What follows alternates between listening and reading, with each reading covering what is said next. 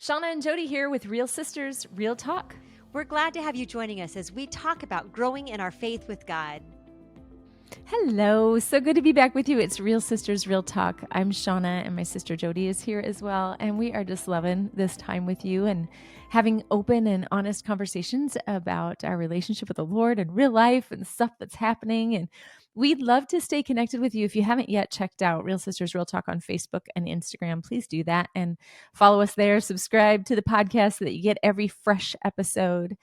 And we're kind of tiptoeing into spring here, and I'm so excited. Winter is not my favorite season. I am a SoCal girl through and through, but I have been planted in Michigan for this season, and I get so excited at the idea of weather being warmer. And I have a tendency to think it's just I'm going to be so much happier when the sun is out, when I get to see sunshine and the weather's warm and I don't have to wear mittens and boots and all the things. But yeah, here we are tiptoeing into spring. How you doing, Jodes? Good. I love springtime. I love every season. But this year we have had Southern California, we have been in a drought for as long as I can remember. We conserve water. It always is kind of Yeah. just astonishing to me because always living in Southern California, when people come in and they just let the water run while they brush their teeth, and I'm like, no, that's precious water. We don't waste that. I mean, we are very conservative with our water. And so we pray for rain because we need rain. We're in Mhm. drought conditions here in Southern California. Well, last year was a really rainy year for us. And so it was great. We were exceeded the normal rainfall, and it was just super exciting. Well, this year in the month of February alone, we exceeded the yearly total of rainfall in that shortest month of the year. We got more than 12 inches, which is out of control for Oh us. my goodness. So here I am, like, just in light of what you just said, I love the rain. I pray for rain and then rain. And you just think if we get some rain, then everything will be better and, the drought can be softened and da, da. And then we get all Yeah. this rain and we're like, okay, can the rain stop now? If the rain would stop, that would I would like a little bit of warmer weather. We've had a really cold winter and I would like it to warm up a little bit. It's almost like always this out there.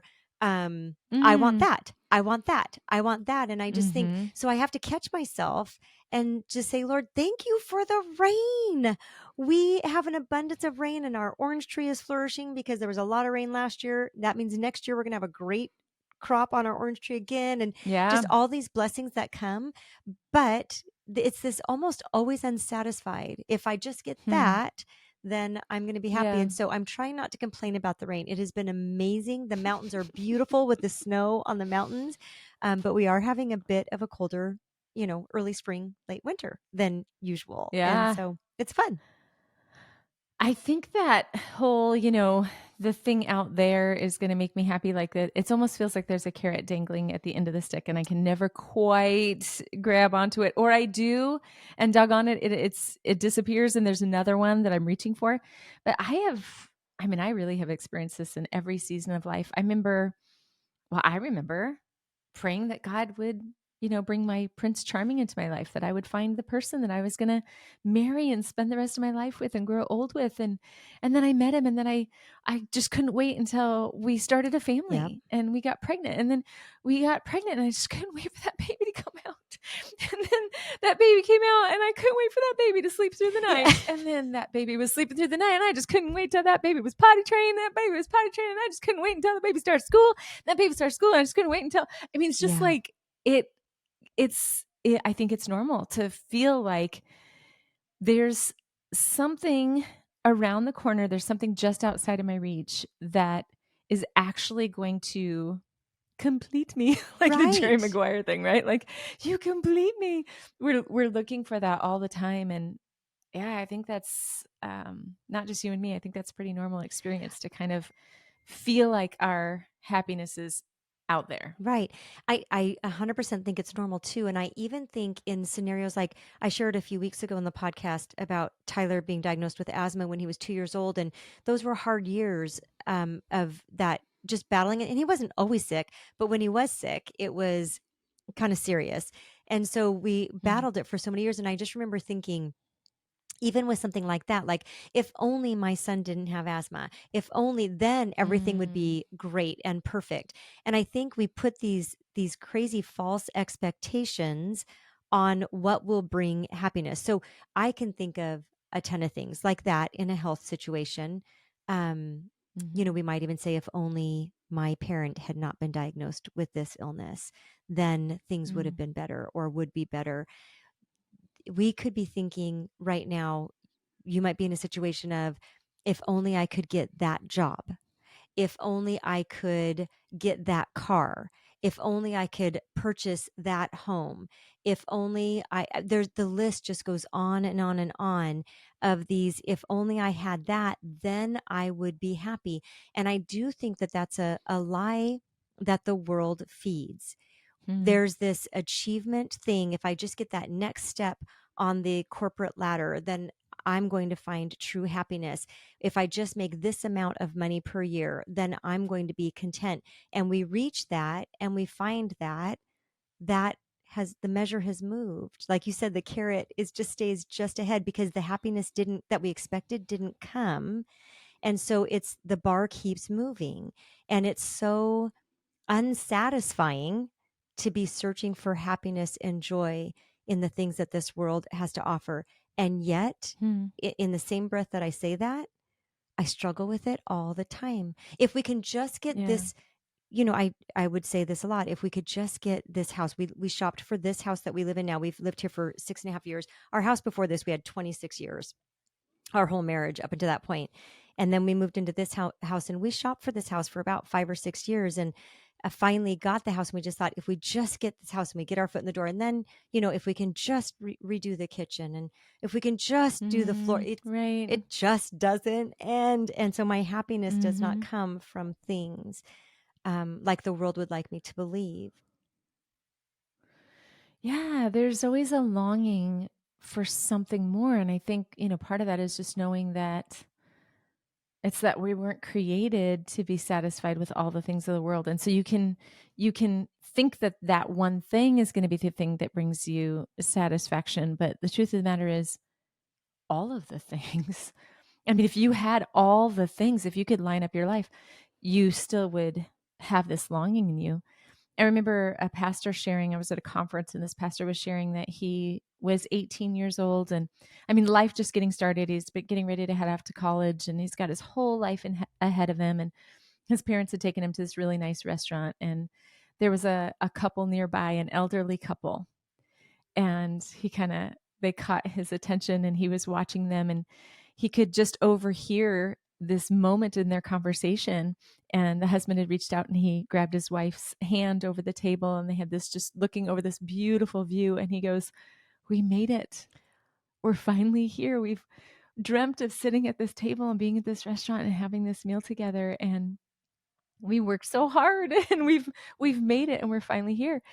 And the 18-year-old was like, "Oh no, I'm 18 and I'm already here." Like, you know what I mean? Like they have their whole life. This has been a dream that they would somehow eat at this restaurant, at this table with this view. And I've already done it. What's left?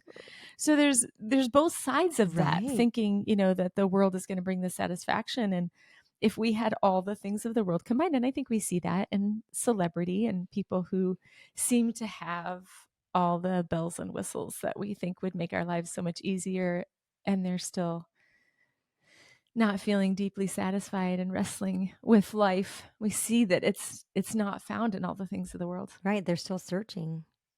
Yeah, that just made me think when you were sharing that. Matthew 6:19 through 21 says, "Do not store up for yourselves treasures on earth where moths and vermin destroy and where thieves break in Mm, and steal, but store up for yourselves treasures in heaven where moths and vermin do not destroy and where thieves do not break in and steal. For where your treasure is, there your heart will be also."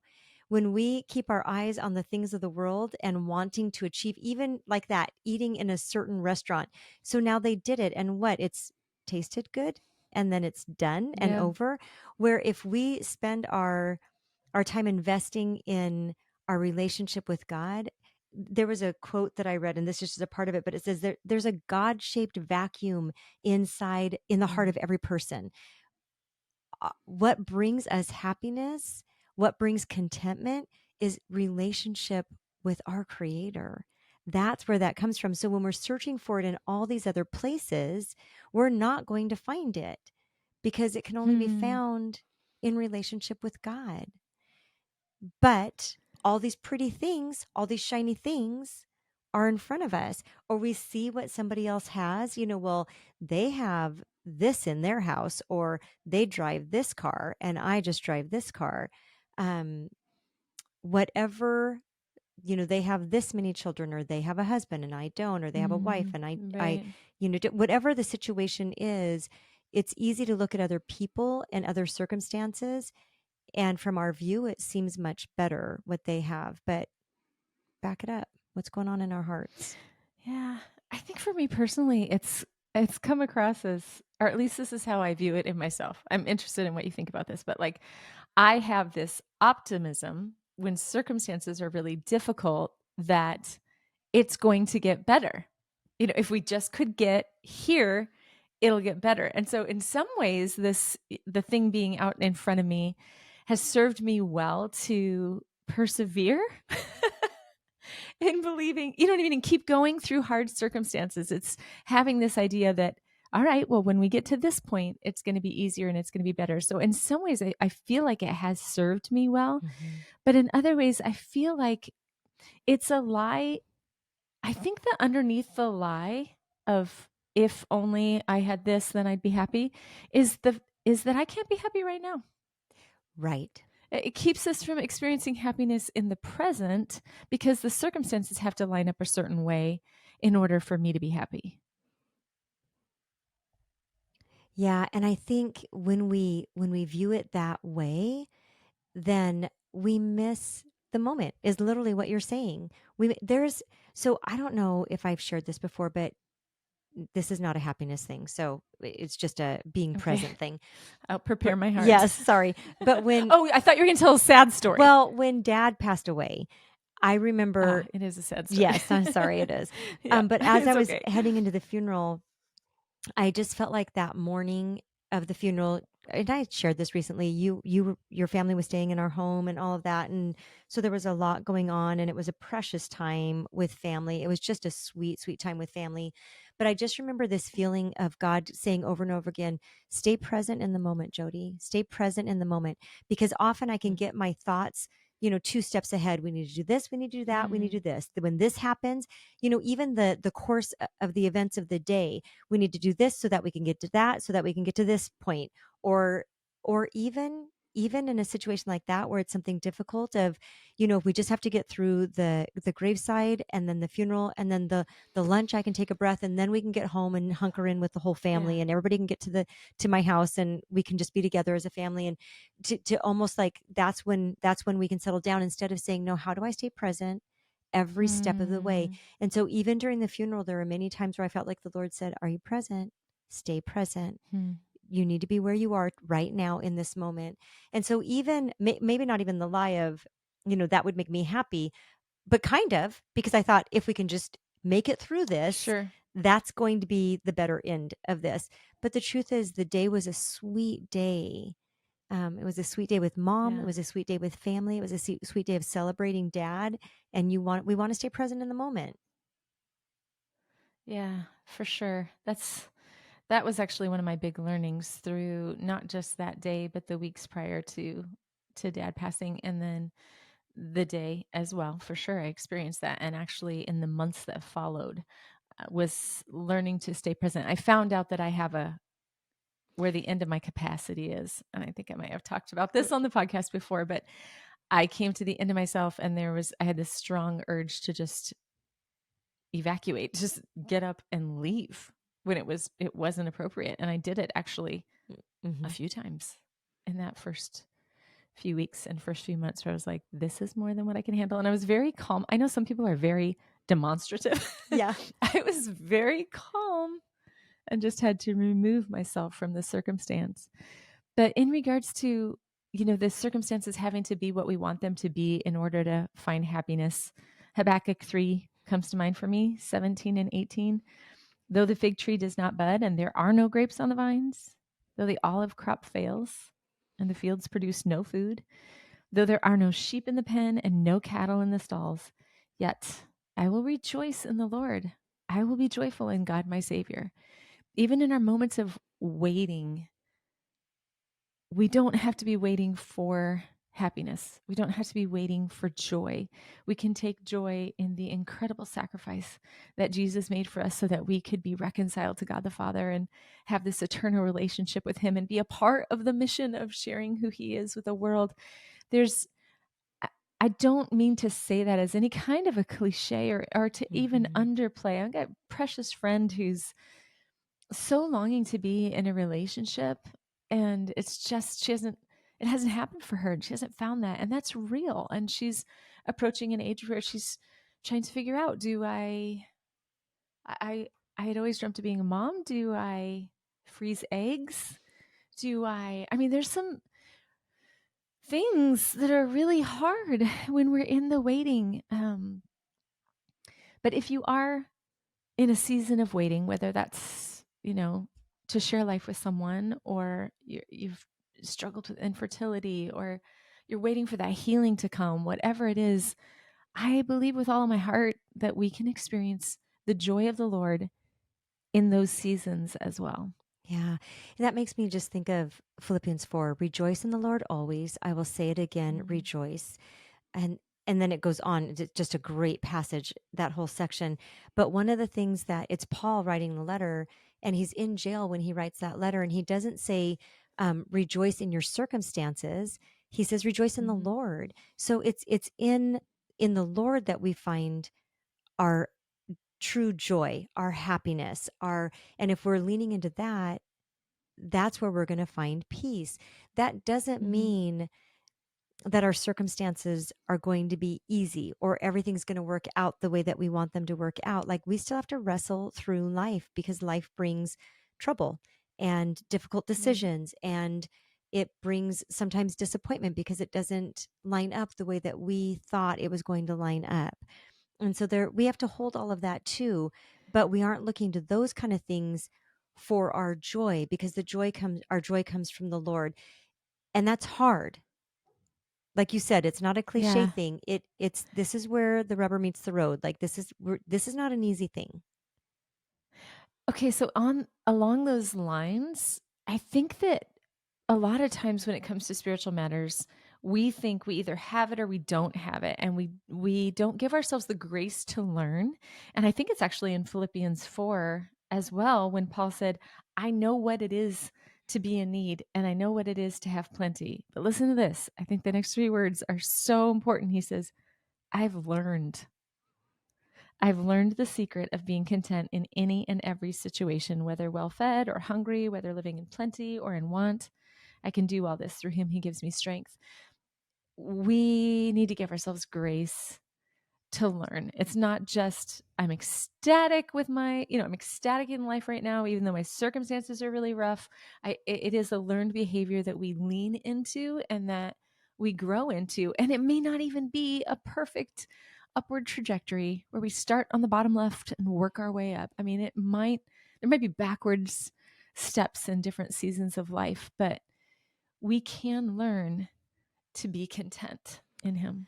Right. So lots of grace along the journey, right? And so that's literally what this process is, even kind of what we've shared at different points today of, this is how God spoke to me. God said, stay present, Jody. That's a learning. Mm-hmm. There's a learning there, Yeah. right? And so we're having to lean in, and that means we're not going to do it perfectly. Again, I wonder if even that, Shauna, there's this visual of arriving at a certain thing. And so we think, we become Christians and we are going to be these perfect angelic people who just, love the Lord. Angelic, I don't mean that we become Hmm. angels. Not trying to make confusion Yeah, there, yeah, right. We're not but that getting we there. would we Yep. would be so good, and we are a work in progress. We will always be Yep. growing. We will always be learning more. We will, if as long as we're always leaning in. But the truth is, are we leaning in? Are we leaning into God Yeah. for growth? So lots of grace in this process, but lean Yeah. in. I have spent most of my life feeling like I'm behind. And I don't know if that's just simply because I'm the youngest and my big sisters are always there before me. But even in my adult years, when we've lived miles and miles apart, I feel like, man, why am I just learning this right now? I feel like this is a spiritual truth that I should have known a long time ago. But life is a journey of learning. And I do. I just I want to encourage you to give yourself grace. Maybe that's just what you need to hear today, to give yourself grace to learn to delight yourself in the Lord. And it's a process and it's okay if you're not there yet. I have to tell you a funny story. You're talking about, um, you said something about we want to have arrived. There was a season where I was so frustrated with my own state of being and like not being farther along than what I was that I use my GPS for everywhere I went. I use my GPS to I put it on when I was driving to work, and obviously I know the route to work and I really don't need my GPS, but I put it on all the time because I would leave it on until I got there and it would say, "You have arrived." I'm like, okay, now I can turn you off. That's all I needed to hear today. I'm good. I love it. I just need someone to tell me. I hated, like as a kid, I hated people saying that I had potential because it made me feel like I wasn't there yet. Yes. Isn't that funny? It was just one of Yes. those things that was like I think people would say it to me as a compliment. Like, I think you've got a lot of potential in this area. And I'm like, I don't like that. Yeah. So it reminds me of a story. Yeah. Randy Reese is the author of Vantage Point 3, the leadership development curriculum that I've done over many Yeah. years at Emmanuel. And I think it was in one of his books that he wrote a couple of books on mentoring. And I think the story he told in one of the books, but so I'm crediting him for this story. But it, All right. it was, he told of this pastor, it was a female pastor who was speaking to the elderly group. So for our church, we call them teenagers. And so it's kind of the elderly Oh, group that's that, cute. yeah, that gather together. And so she was speaking to them and in her sharing, she just very much from her heart said, you know, I really, my heart breaks that 10 years ago, I didn't know what I know today because I would have been a much better pastor for all of you here had I Mm, known what I know now 10 years ago. And yeah. it, one of the little old ladies got up and she used her walker and went over and put her hand on her pastor's shoulder. And she said, "Oh, pastor, we don't know in our 30s what we learn in our 40s." Hmm. And I just thought, what a beautiful example of instead of beating myself up that I didn't learn this. There's so many times, sister, that I just think, why am I learning this at this Mm-hmm. age? How did I not learn this in my 20s? I even look at some things my kids are learning in their awareness, um, things that they process, and I just think, oh my goodness, I wish I had known that in my 20s. I'm Yep. so proud of how aware they are. And even I remember, like, even with spiritual gifts, I talked to my kids about spiritual gifts when they were very young because I didn't learn about it. We taught, we learned about spiritual gifts, but we didn't really work through like what do we believe our spiritual gifts are or anything like that until I was in my Mm. 20s. And so I wanted my kids to know that. I wanted them to be able to discern that and be able to steward those gifts and learn how to steward those while they were still under our guidance. And so there's so many things Mm. that I think I'm so, like you said, so far behind on. But then I remember this story and I think, no, God, you're teaching me now and I get to lean in now and 10 years from now I'm going to be the same in the same boat, wishing I knew that. But we're in this process. We're a work in progress. Yeah. First of all, I got to tell you that is just the sweetest story. It made me cry, which is not hard to do, but I definitely teared up when you told me that story. But secondly, okay, this is just kind of an aha for me right now, but we started off this conversation talking about the if onlys that are out there in our future. And now we're talking about if only I had known. There's still if onlys, right? Like whether it's the future or whether it's the past, all we can do in this moment, and you talked about it so much, Jodes, and so beautifully about being present in this moment, is grab onto Him right now. Cling to the Lord right now. I don't know where you've been. I don't know what your story is. I don't know what you've walked through. Maybe this morning, life just blew up and you didn't see it coming. I know that right now you can cling to Jesus and you can experience the Prince of Peace in the middle of your circumstances. You can experience a joy in him that doesn't even make sense based on what you're walking through, a peace that passes understanding. The Lord literally, when you are honest with him and you share your heart with him, he guards your heart and your mind in Christ Jesus. It's one of his promises. So yeah, this is for me as well. I'm speaking to you, but I'm speaking to myself as well, just because I see so much of the if only lie in this. If only I had known this before, if only I can grab onto that in my future, then I'm going to be content. We can grab onto Jesus and experience contentment today, even in the midst. That is such a good word, sister. So we started out talking about the world, what the world, the glitz and the glamour and wanting that for our happiness, all the way to our spiritual walk. And what a bridge that is to even apply this there. God is at work. If you are a believer in Jesus Christ and you are leaning into relationship with him, he is at work in your life. And so continue to lean in, continue to have that desire to grow. But also our challenge today is stay present with where you are right now. Rejoice in the Lord. Right now, today, for he is good. You don't have to rejoice in your circumstances, but we certainly can rejoice in the Lord and find our peace, our contentment, our happiness in the presence of our Savior. That's a great place to do that. So a great challenge for us this week. And as we walk into this week, always remember we serve a real God and he really loves you.